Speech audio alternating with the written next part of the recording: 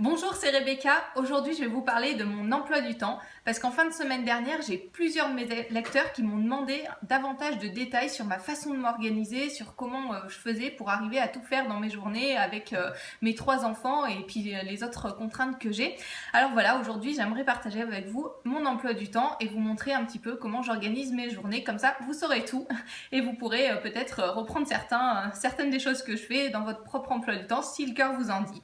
Alors, comment est-ce que je fais? Tout d'abord, je me lève entre 5 et 6 heures. Alors, pour tout vous dire, en ce moment, c'est plutôt 6 que 5, même si, idéalement, j'aimerais mieux me lever à 5 heures, mais avec les nuits dont je vous ai parlé dans une autre de mes vidéos, les nuits difficiles que je passe avec mes filles qui me réveillent, c'est un petit peu compliqué, donc je vous avoue, c'est plus 6 heures que 5 heures. Donc voilà, je me lève à 6 heures.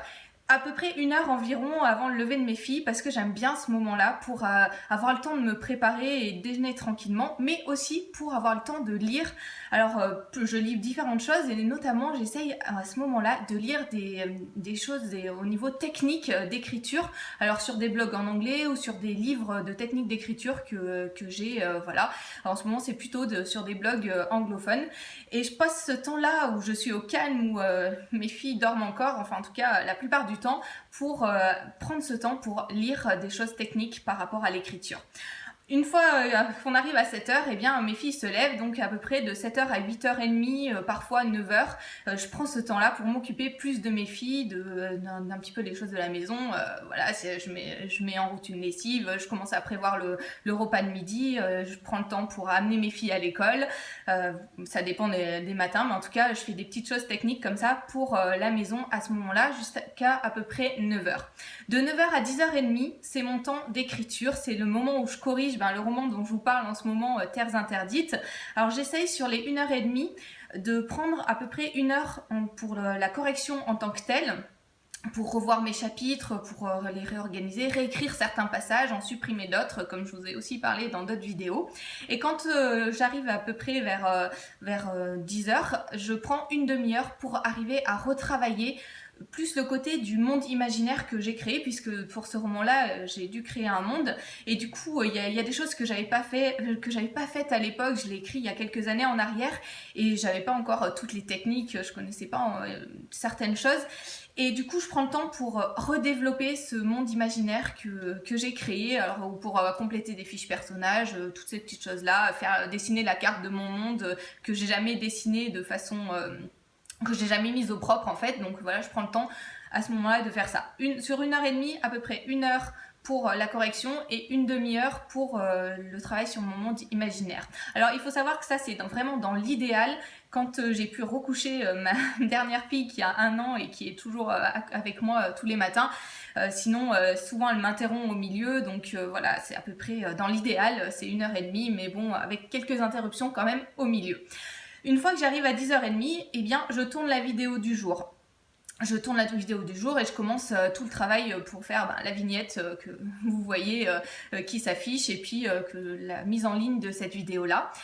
À 11h, de 11h à nouveau jusqu'à peu près 1h30, 2h, je prends le temps pour mes filles, pour mon travail de maman. Donc je prépare le repas, je mets la table, je vais chercher mes filles à l'école, je les ramène aussi ensuite à 1h30, voilà, et c'est un temps également où je fais 2-3 petites choses pour la maison, suivant ce qui est nécessaire, la gestion des papiers, etc. Bref, voilà, vous voyez ce que je veux dire à peu près. Une fois qu'on arrive vers 2h de l'après-midi, enfin entre 1h30 et 2h, suivant les moments, j'ai de nouveau un temps de travail. Alors là, j'essaie de travailler plus sur les formations que je vous propose semaine après semaine, alors que ce soit pour rechercher quel sujet je vais traiter, ou compléter les fiches actions, enregistrer les formations, ou développer d'autres choses pour le blog, par exemple les lettres de nouvelles que vous recevez chaque semaine. J'essaye d'avoir un moment, alors pareil, j'essaye d'avoir 1h30 de travail assez intensif par rapport à ce domaine-là. Là encore, c'est parfois interrompu par ma dernière fille qui est là le plus souvent aussi avec moi, et qui du coup a son mot à dire dans mon emploi du temps. Voilà, mais du coup on arrive à peu près vers 3h30 et vers 15h30, et à ce moment-là, je me garde un petit temps pour faire du sport. Alors, Pour l'instant, je suis pas au maximum de mon objectif. L'objectif, ce serait d'arriver à faire au moins une demi-heure de sport jusqu'à peu près 16 heures, le moment où je dois repartir pour chercher mes filles à l'école. Actuellement, c'est à peu près 5 minutes, je vous avoue, c'est à peu près tout ce que j'arrive à faire, mais j'ai décidé d'appliquer la même chose que ce que je vous dis dans mes vidéos ou dans mes formations, c'est-à-dire de ne pas attendre d'être parfaite pour commencer à faire les choses. Donc je commence à faire 5 minutes de sport, des mouvements voilà, de sport tous les jours, et je pense qu'il vaut bien mieux que je fasse ça plutôt que de me dire qu'il faut que je me prenne 1 heure dans ma journée. Pour l'instant, j'ai pas encore 1 heure à accorder au sport. Eh bien, je fais 5 minutes de sport, et puis bon, j'en profite aussi à ce moment-là, par exemple pour traiter mes mails si j'ai pas eu le temps. De temps en temps, je le fais aussi à midi, mais ça dépend les jours. J'y vais simplement 1 fois par jour. Donc là aussi, ne vous inquiétez pas, si à un moment vous m'envoyez un mail et que je vous réponds pas dans la seconde qui suit, je ne vais pas voir mes mails toutes les 5 minutes. Je le fais simplement 1 fois par jour. Ça m'évite de perdre du temps à ouvrir ma boîte mail toutes les demi-heures. Voilà, alors à ce moment-là, je fais ça. Après, de 4h environ à 5h30, je m'occupe à nouveau de mes filles. Je vais les chercher à l'école. J'ai toujours un moment en fin de journée où je leur lis des histoires, ou alors on fait des jeux de société ensemble, on fait des puzzles, enfin ça dépend les jours et leurs envies. Et c'est un temps que je leur réserve vraiment pour elles, jusque vers 5h30, et puis 5h30, 6h, 6h30, là je reprends un temps pour, alors ça dépend, pour écouter des formations, par exemple, pour me former sur des choses techniques, pour faire fonctionner le blog. Je prends aussi du temps pour faire des tâches que j'appelle des tâches carnet. C'est toutes les petites choses qui me passent par la tête, que je note dans un petit carnet. Vous savez, quand on dit, voilà, il faudrait que j'achète du sel, et puis on oublie 2 secondes après, bon bah voilà, c'est des choses que je note, ou alors il faut que je range telle ou telle chose dans la maison, c'est à ce moment-là que je fais ces choses-là qui sont notées dans mon petit carnet. Voilà, c'est à peu près ça. Et puis, par exemple, j'étends aussi une lessive, ou voilà, je commence à préparer le repas du soir jusqu'à peu près 6h30. C'est des petites choses comme ça que je fais à ce moment-là, des choses qui me prennent qui demandent moins de réflexion que ce que je fais comme travail en début de journée. Et puis 6h30, je m'occupe de mes filles, je les douche, 7h, le repas. À 8h, j'essaye que mes filles soient à peu près couchées pour avoir le temps un petit peu de lire en soirée. Je me couche jamais trop tard, je vous l'avoue, parce que comme je vous ai dit, en ce moment, les nuits sont compliquées, avec plusieurs réveils dans la nuit encore, même si ma dernière a 1 an. Voilà, il y en a toujours une malade, il y a toujours quelque chose, donc j'essaye quand même de me coucher pas trop tard.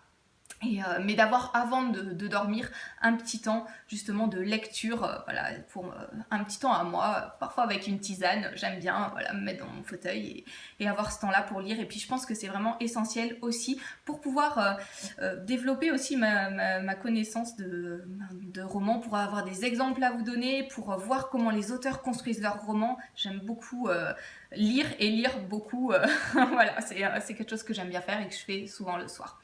Voilà, vous avez à peu près tout mon emploi du temps.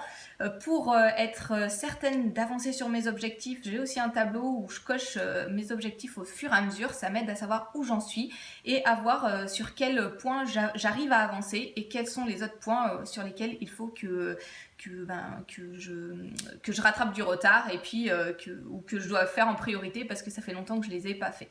Voilà.